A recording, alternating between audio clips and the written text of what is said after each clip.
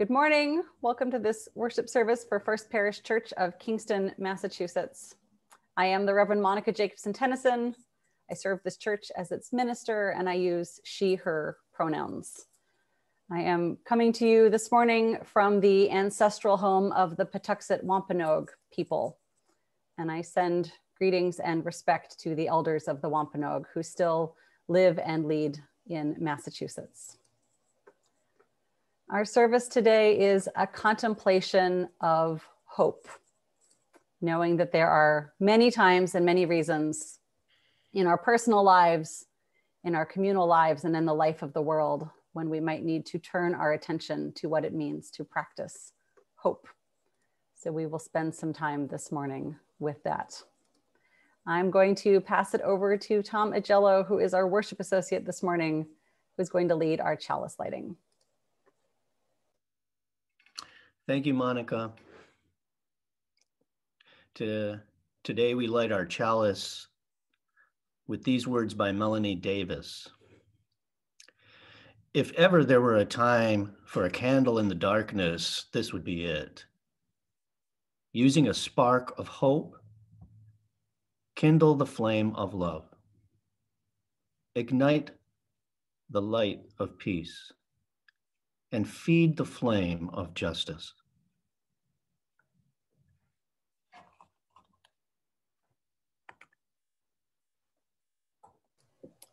Thank you, Tom. Our first hymn this morning is Come Sing a Song with Me. I'm going to share screen so you can hear the audio and see the lyrics. You are invited to sing along while you are muted. You can sing as loudly as you like. You can make up harmonies, you can hum, or you can simply listen. All those ways of participating are welcome.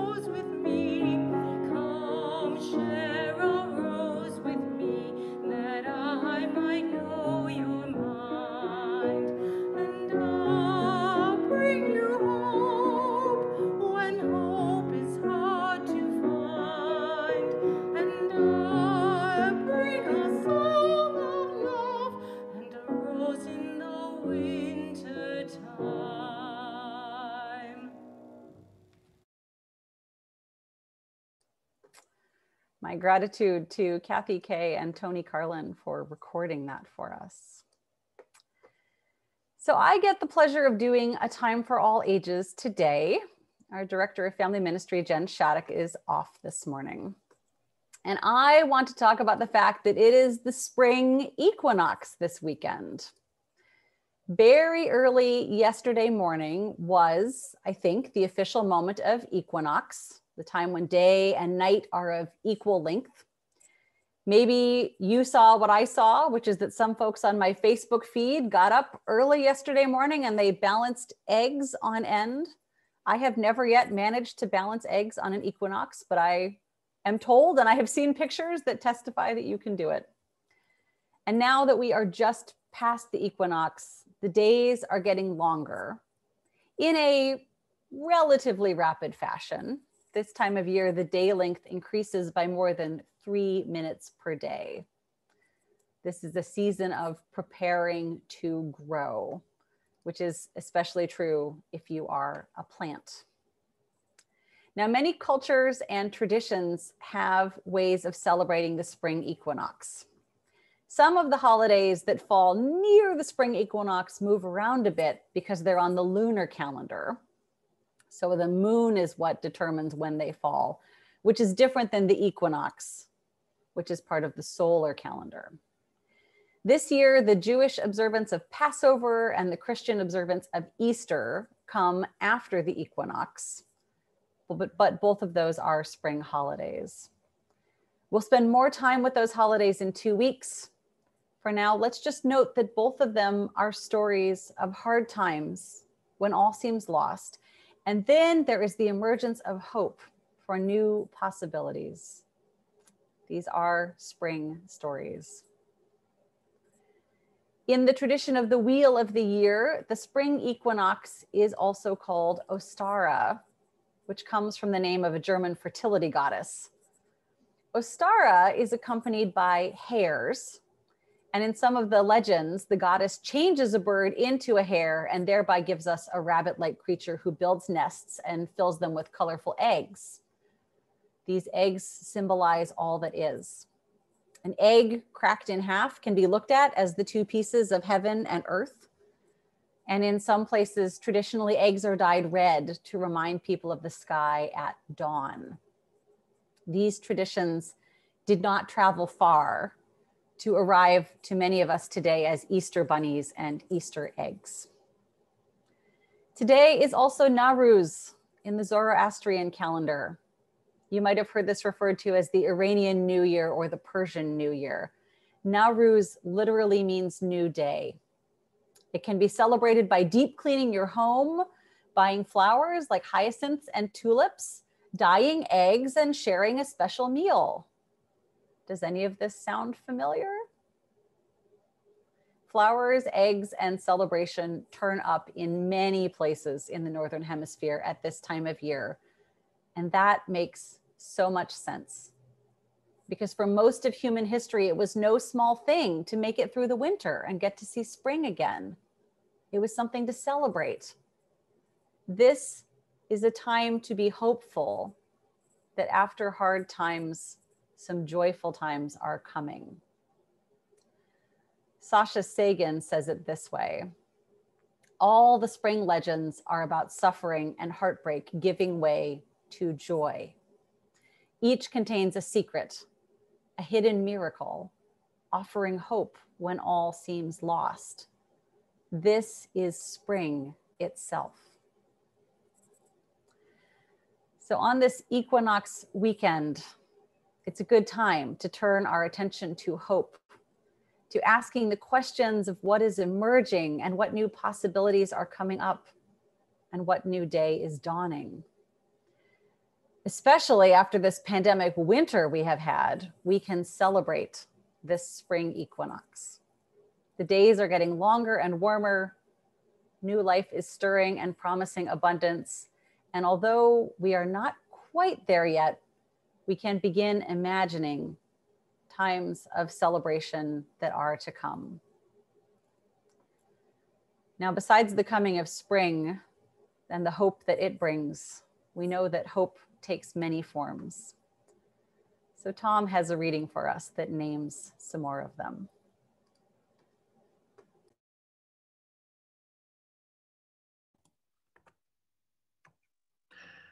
This reading is called Rough Translations by Jan Richardson, or Jan Richardson. Didn't check. Hoping against hope. Hope nonetheless. Hope despite. Hope regardless. Hope still. Hope where we had ceased to hope. Hope amid what threatens hope.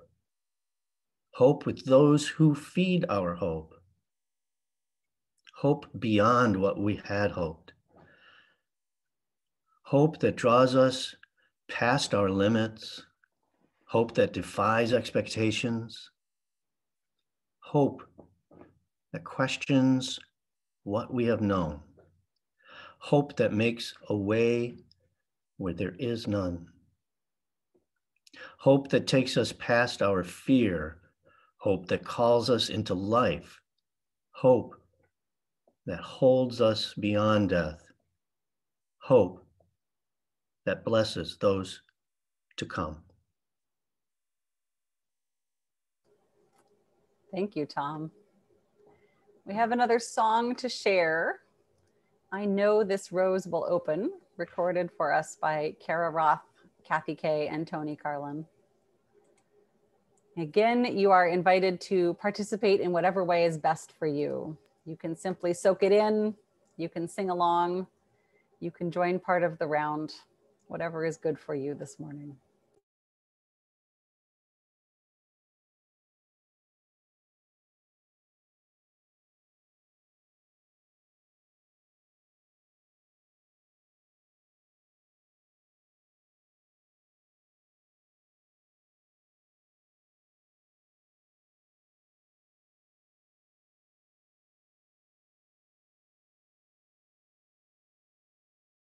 I know this rose will open. I know my fear will burn away. I know my soul will unfurl its wings. I know this rose will open. I know this rose will open. I know this rose will open. My fear will I know my fear will burn away. I know my soul will unfurl its wings. I know this rose will open. I know this rose will open. My fear will I know my fear will burn away. I know my soul will unfurl its wings. I know this rose will open.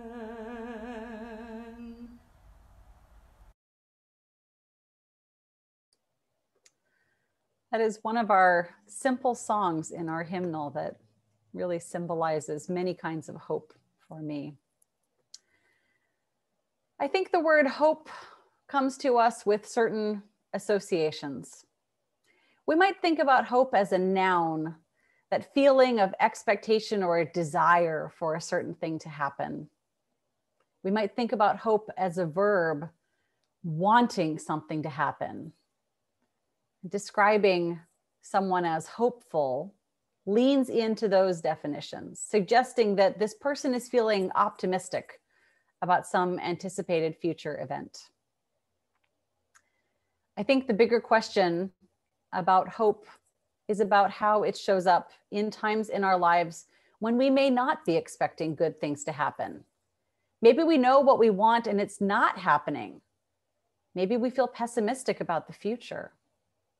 How do we hold hope then? These definitions of hope that I started out with frame it as something that we have or we don't have, something that just shows up in our lives or doesn't. There's a different definition of hope that I have come to pay attention to in this last year. It comes from Mariama Kaba, a Black American woman who is an organizer, an educator, a person working to end violence and dismantle the prison industrial complex. And she is known for saying, hope is a discipline. Mariama Kaba says she learned to think of hope this way. I went to a talk many years ago, and there was a nun speaking about having a commitment to social justice. a lifelong commitment to social justice. This nun was speaking on a panel and everyone had been asked, what sustains you in your work? And this nun said something like, what keeps me going is that hope is a discipline. Mariama Kaba recalls, I heard that and I perked up right away and it stuck with me. Then I continued to work and do all this other stuff, and it would keep coming back to me, this idea of hope being a discipline.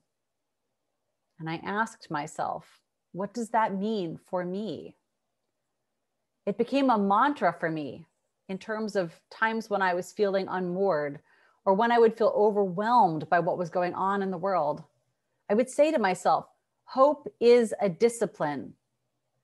It's less about how you feel and more about the practice of making a decision every day that you're still going to put one foot in front of the other, that you're still going to get up in the morning and you're still going to struggle. You might imagine a person working to bring an end to violence and imprisonment would have many occasions of not feeling terribly optimistic.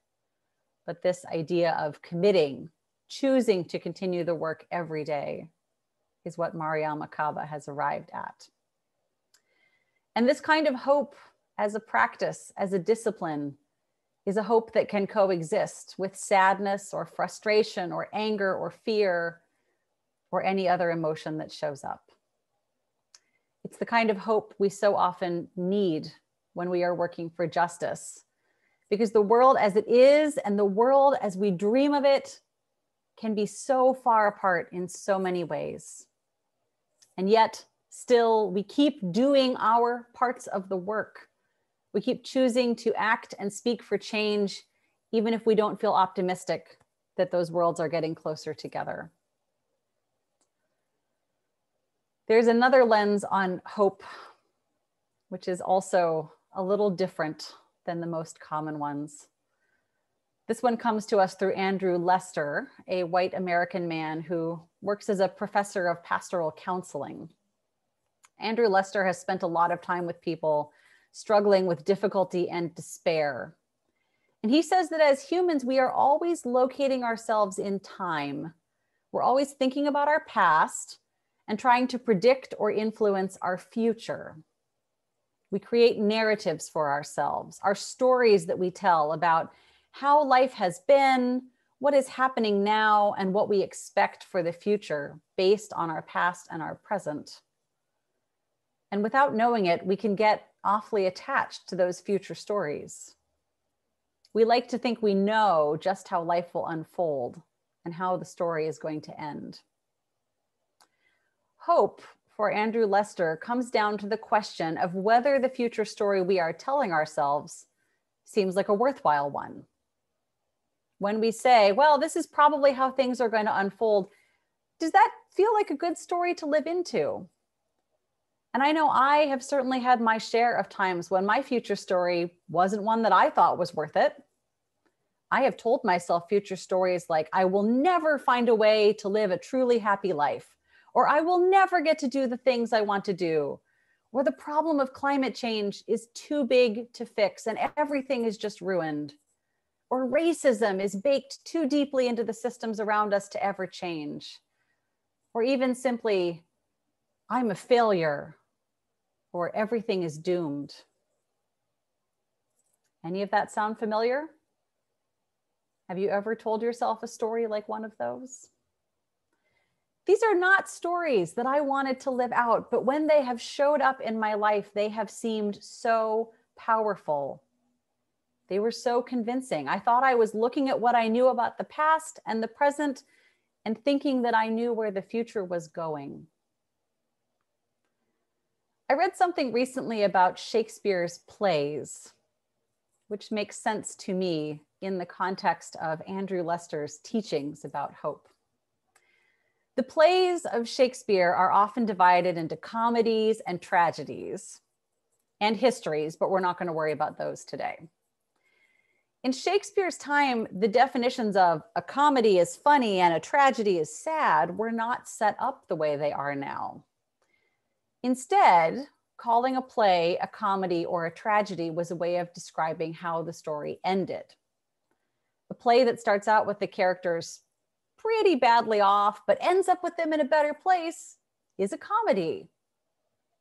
A play that starts out maybe when things are okay, or maybe when things are not so okay, but ends when everything has truly fallen apart is a tragedy. Claire McDonald, a white American woman and a Columbia University student, posted a breakdown giving her perspective on Shakespeare's plays. She compares a couple of sets, Twelfth Night and Hamlet, which both start with death and grief, which both include moments that are funny and some moments that can be seen as kind of horrifying. And she says, because Twelfth Night ends happily, the potentially horrifying moments get played for laughs. Because Hamlet ends in catastrophe, similar moments are played for drama. Or another pair of plays, The Winter's Tale and Othello, both of them stories of men who attempt to kill their innocent wives because they think those women have been unfaithful. Both of them stories of men who feel deep regret for their actions. She says the only thing that makes Winter's Tale a comedy and Othello a tragedy is that the wife doesn't actually die in The Winter's Tale while she does in Othello. The easiest way to see the blurred line between a comedy and a tragedy is that for most of the play, the characters in both works believe they're in a tragedy. The necessary difference is the ending, McDonald says. This came up for me around hope and around how we understand stories because I have been doing homeschool third grade with my daughter this year. And so I get to read parts of history on a regular basis. We're using a narrative history book, one that picks key moments and tells them as stories. And recently we read a chapter about the United States in the 1830s, which was titled American Tragedies. The stories in the chapter were stories of great injustice perpetrated on the Cherokee Nation and on enslaved Black Americans. And thinking about that Shakespeare essay, I thought these are tragedies because when the chapter ends, almost everyone, except for some white folks, is worse off than they were when the chapter began. But I am reading this from my vantage point in 2021, and I can see almost 200 years further down the road. So what makes it a tragedy is where you end the story. When I find myself telling a story that doesn't help me hope, a story that doesn't seem to go anywhere good, I am trying to ask myself, am I ending the story too early? Can I tell the story differently, accepting that there are factors I don't know yet?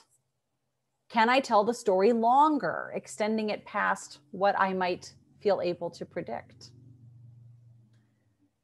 This is a useful practice with regard to all kinds of stories. And environmental scholar Ellen Kelsey recently noted this dynamic in her work with environmental studies students, some of whom have begun describing themselves as hopeless in the face of climate change. I have seen the science. I am hopeless because the state of the planet is hopeless, one student said. But Kelsey writes, because we have the impression that the planet is doomed, we often do not register the growing array of scientific studies demonstrating the resilience of many species. For example, climate-driven disturbances are affecting the world's coastal marine ecosystems more frequently and with greater intensity.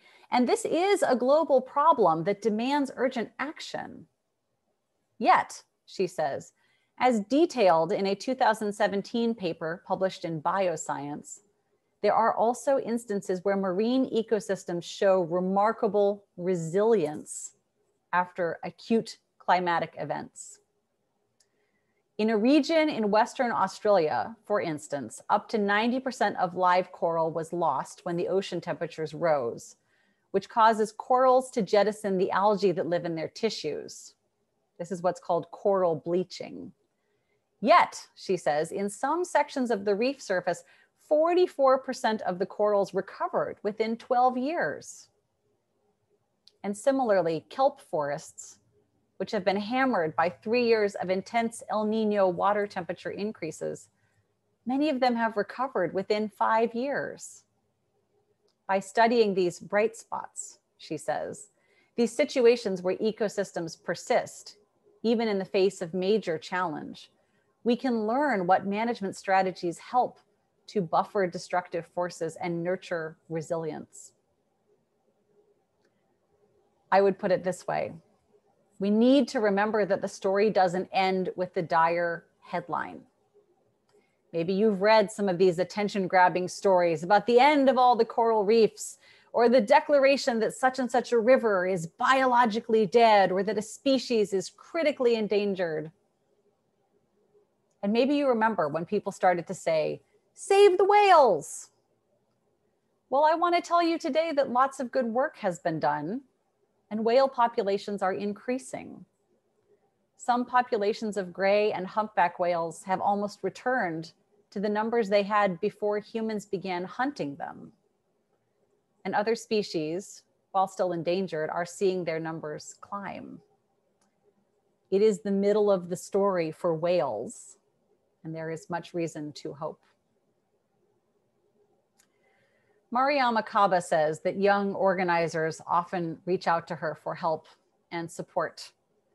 They ask how to sustain their organizing work when it seems like they just can't win. And Kaba tells them, your timeline is not the timeline on which movements occur. Your timeline is only for yourself to mark your growth and your living, but that is a fraction of the living that's going to be done by the universe, and that has already been done by the universe. Hope lives in the long view. It lives in our ability to trust that the story is not yet over. In fact, one archaic definition of hope is trust, the trust we have in our relatedness to the past, to the future, and to each other. So when it's hard to hold hope, reach out to someone you trust. Sharing where you're at and listening to their thoughts can help you expand your storyline and find a future story worthy of living into. Andrew Lester notes, hopers have roots in some community with which they identify and with whom they feel bonded. Hope pushes us toward relationships because it is trusting of others and thrives on intimacy and mutual love. So often it happens that I have come up with a topic for a service and I think I know where it's going, and then life brings me one more thing to speak to me on that topic. So yesterday I went to an ordination service on Zoom, and hope showed up in the ordination homily.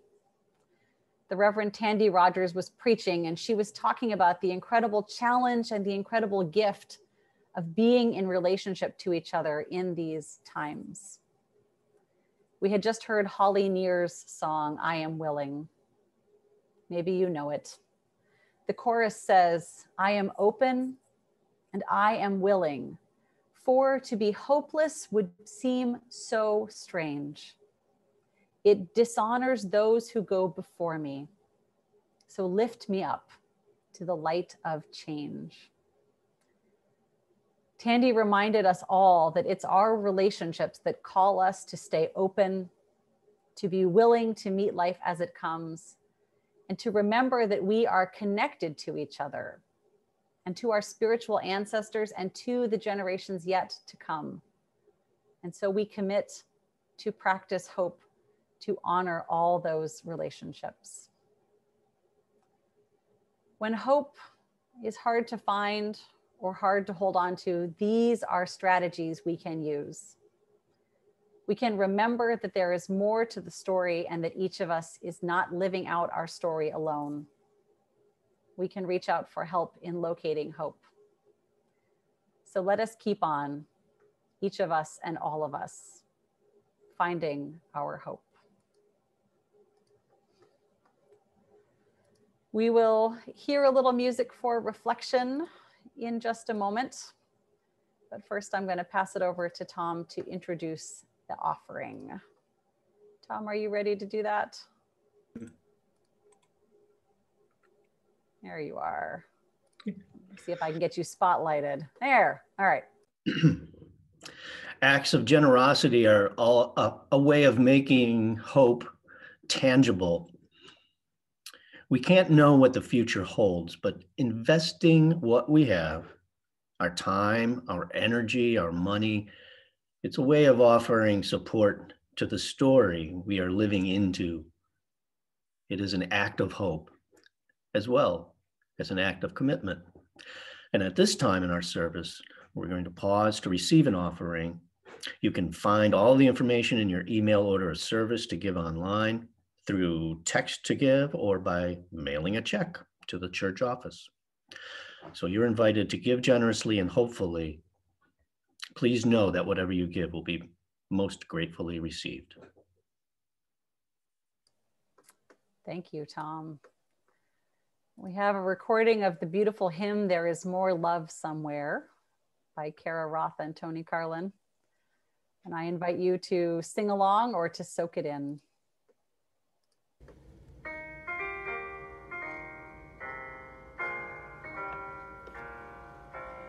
There is more love somewhere. There is more love somewhere. I'm gonna keep on till I find it. There is more love somewhere. There is more hope somewhere. There is more hope somewhere. I'm gonna keep on till I find it. There is more hope somewhere. There is more peace somewhere.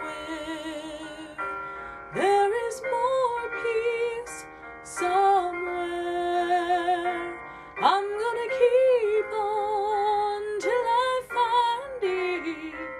There is more peace somewhere. There is more joy somewhere. There is more joy somewhere. I'm gonna keep on till I find it. There is more joy somewhere.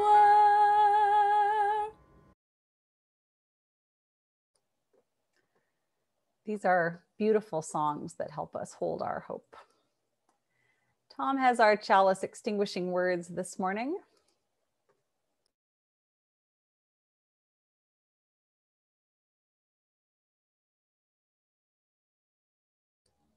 Can't hear you yet, Tom.